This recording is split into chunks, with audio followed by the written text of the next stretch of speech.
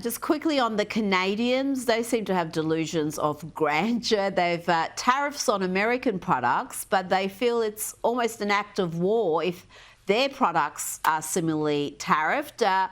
What's the latest on this stoush? So, President Trump has been using tariffs in three very important ways. He's been using them in order to achieve other goals, like, for example, limiting the number of illegal immigrants crossing from Mexico or the amount of fentanyl that's entering the country and is so deadly to so many Americans. That's the first goal. The second goal is to generate revenue. He wants to make money from these tariffs. And the third is President Trump absolutely loathes when the United States is treated like a patsy. And that is basically what we have in our trade relations with many, many countries whose tariffs on us are so much higher than our tariffs on them. It's not fair. There's a fundamental feeling of this is unfair. If we are importing huge amounts of steel and aluminum from Canada and they're putting tariffs on our steel and aluminum going into Canada, that's not fair. And so I think what President Trump wants is to use tariffs in all of these ways to have a more equitable relationship, trade relationship that prioritizes Americans. I'll just make one more quick point on this. For a generation, we have seen the downward mobility of America's working class as we shifted from an economy based in manufacturing to an economy whose largest share is in finance, meaning that people who own a lot of assets are very wealthy and working class people are poor. That is unacceptable. And President Trump is saying, this will not stand. I want a strong manufacturing base because I want the hardest working Americans to have a fair shot at the American dream.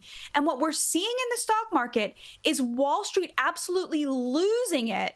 That for the first time in 60 years, the president is not on his knees servicing them, but wants labor to have a fair shot. This is an absolutely revolutionary president. And of course, the elites are going crazy. Wall Street is losing it this time, Rita, and they need to hold the line and stop undermining our president. Well, I think, Wall Street knew this was coming. Because everything he is doing, he said he was going to do throughout the election campaign and before. So there are no surprises here. I think the only surprise is that he's actually following through with those promises because, as we know with politicians, sometimes they can promise the world and not deliver. But thus far, whatever you think of Donald Trump, he has been implementing what he said he'll do. And we're going to see the results. But Tia, you personally caused a bit of a stir online in recent days, coming out very strongly against Andrew and Tristan Tate, who are huge online figures and seen as centre-right conservative influences these days. They're certainly outspoken on a range of political, social issues. Tell me why you say Andrew Tate and his brother should be disowned by conservatives. Shouldn't the centre-right be a broad church? It absolutely should be. It should be broad enough to include beautiful, loving, same-sex couples who are raising children in a loving, religious, or just middle-class home with two parents. Sure, we should have a broad tent.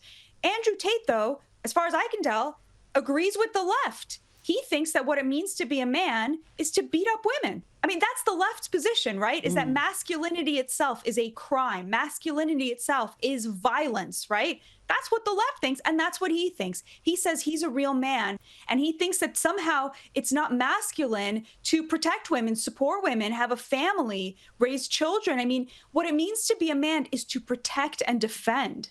That's what the testosterone is for. And this is a man who uses his testosterone to beat up the vulnerable and then brag about it. It's utterly disgusting. And I think it is so cool that so many conservatives have done what the left would never do to one of their own. And they have simply said, this is not part of our movement. This goes too far. This is exactly where the red line is, and we don't want you. Well, Batia, Ron DeSantis, the Florida governor, is certainly on your side. He has said the Tate brothers are not welcome in Florida.